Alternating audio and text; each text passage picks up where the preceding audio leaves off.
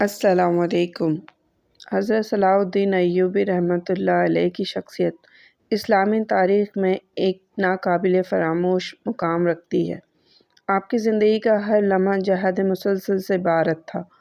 آپ نے دین مبین کی سربلندی، کفر سے جہاد اور بیت المقدس کی بازیابی کے لیے انتہک جدوجہد کی، اور اللہ رب العزت نے آپ کو آپ کے ارادے میں کامیاب فرمایا۔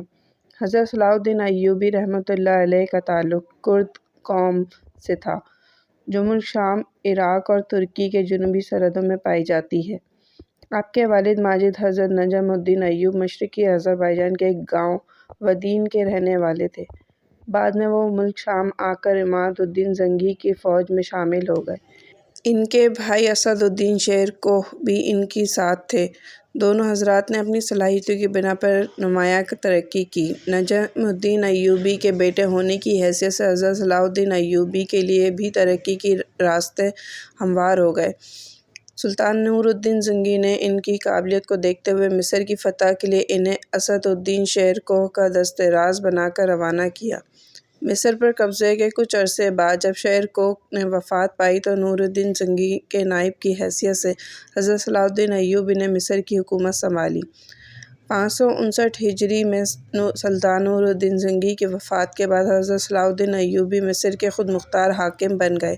بعد ازاں حضرت صلاح الدین ایوبی رحمۃ اللہ علیہ نے دمشق اور شام کی چند دیگر چھوٹی چھوٹی کمزور مسلم ریاستوں کو بھی اپنی تحویل میں لے کر ایک عظیم الشان سلطنت قائم کی، جو صلیبی حکمرانوں کو متحدہ طاقت کا مقابلہ کرنے اور انہیں اسلامی مقبوضات سے نکالنے کی بھرپور صلاحیت رکھتی تھی۔ اس سے قبل سلطان صلاح الدین ایوبی رحمۃ اللہ علیہ کی زندگی ایک عام سپاہی کی سی تھی، مگر حکمران بنتے ہی ان کی طبیعت میں عجیب تبدیلی پیدا ہو گئی۔ سلطان صلاح الدین ایوبی رحمۃ اللہ علیہ نے راحت و آرام سے منہ موڑ لیا اور محنت و مشقت کو اپنے اوپر لازم کر لیا۔ آپ کے دل میں یہ خیال جم گیا کہ اللہ رب العزت کو ان سے کوئی بڑا کام لینا ہے، جس کے ساتھ عیش و آرام کا کوئی جوڑ نہیں۔ آپ اسلام کی نصرت و حمایت اور جہاد فی سبیل اللہ کے لیے کمر بستہ ہو گئے۔ ارض مقدس کو صلیبی جنگجوؤں کی ہجوم سے پاک کرنا انہوں نے اپنی زندگی کا مقصد بنا لیا تھا۔ مورخین لکھتے ہیں، حضرت صلاح الدین ایوبی رحمۃ اللہ علیہ ایک ایسے عظیم حکمران تھے جو میدان جنگ میں قہر برپا کرنے والے اور ایک بہادر جنگجو تو تھے ہی ساتھ وہ ایک رحم دل انسان بھی تھے۔ آپ نماز پنجگانہ کے پابند اور نفلی عبادت گزار۔ آپ نے کبھی کوئی نماز نہیں چھوڑی اور نہ قضا کی۔ آپ کے ساتھ ہمیشہ ایک امام موجود ہوتے، اور اگر کوئی امام نہ ہوتا تو آپ کسی عالم دین کے پیچھے نماز ادا فرما لیا کرتے تھے جو وہاں موجود ہوتے تھے۔ حضرت صلاح الدین ایوبی رحمۃ اللہ علیہ نے ساری زندگی جو کچھ کمایا اس کا بیشتر حصہ صدقہ و خیرات میں خرچ کر دیا۔ آپ کبھی اتنی دولت جمع نہیں کر پائے کہ زکوٰۃ ادا کرتے۔ حضرت صلاح الدین ایوبی کی ایک خواہش تھی کہ وہ حج ادا کریں، لیکن وہ جہاد میں اس قدر مصروف رہے کہ ان کے پاس اتنی رقم ہی جمع نہیں ہو سکی، نہ وہ حج ادا کر سکے۔ آپ حج کیے بغیر ہی انتقال فرما گئے۔ آپ ہر پیر اور جمعرات کو ایک مجلس منعقد کیا کرتے تھے، جس میں بیٹھ کر عوام کی فریاد اور تکالیف کو سنا کرتے تھے۔ آپ کی اس مجلس میں قانون داں، قاضی صاحبان اور عالم دین بھی شرکت کرتے تھے۔ صلاح الدین ایوبی رحمۃ اللہ علیہ نے اپنی پوری زندگی میں کبھی کسی کی مدد کرنے میں کوتاہی نہیں برتی۔ آپ نے کبھی کسی سے بد کلامی نہیں کی اور نہ ہی اپنی موجودگی میں کسی اور کو کرنے دی۔ اپنی پوری زندگی میں آپ نے کبھی کوئی تلخ بات نہیں کی اور نہ ہی کبھی کسی مسلمان کے خلاف اپنے قلم اور تلوار کو استعمال کیا۔ جب بھی کوئی یتیم سلطان کے دروازے پر آیا، آپ نے بہت ہی شفقت سے اس کے سر پر ہاتھ رکھتے اور ان کو اپنے مال سے حصہ بھی دیا کرتے تھے۔ حضرت نور الدین زنگی علیہ رحمہ کی طرح آپ کی زندگی بھی بڑی سادہ تھی۔ ریشمی اور قیمتی لباس آپ نے کبھی استعمال نہیں کیے اور رہنے کے لیے محل کی جگہ معمولی سا مکان ہوتا تھا۔ حضرت صلاح الدین ایوبی رحمۃ اللہ علیہ نے ملک قاہرہ پر قبضہ کرنے کے بعد فاطمی حکمرانوں کے محلات کا جائزہ لیا تو وہاں سے بے شمار جواہرات اور سونے چاندی کے برتن جمع تھے۔ آپ نے یہ ساری چیزیں اپنے قبضے میں لانے کے بجائے بیت المال میں داخل کرا دیں۔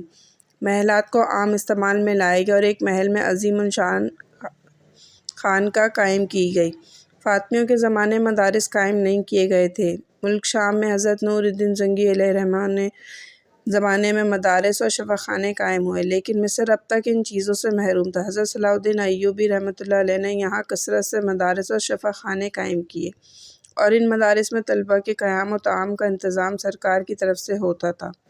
تاریخ اسلام حوالہ حضرت صلاح الدین ایوبی رحمۃ اللہ علیہ کی جہاد سے پرمشقت زندگی اور مسلسل بے آرامی نے سلطان کو مریض بنا دیا تھا۔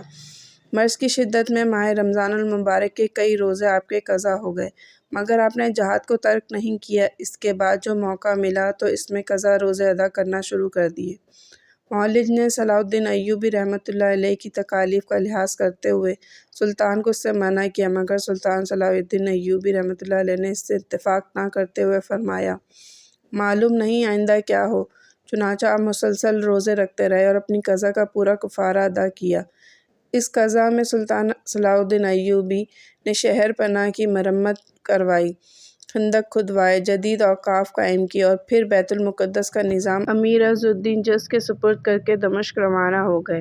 تاریخ بتاتی ہے کہ اس سال سلطان صلاح الدین ایوبی نے اپنی کمزوری و نکہت کے باوجود دمشق سے باہر آ کر حج الحرمین الشریفین سے لوٹنے والوں کا گرم جوشی اور پرتپاک انداز سے استقبال کیا۔ سلطان صلاح الدین ایوبی رحمۃ اللہ علیہ اگلے سال خود بھی حج کرنے کا ارادہ رکھتے تھے، لیکن وسط سفر المظفر میں مرض شدت اختیار کر گیا اور وصال سے 3 روز قبل غشی کی حالت طاری ہو گئی۔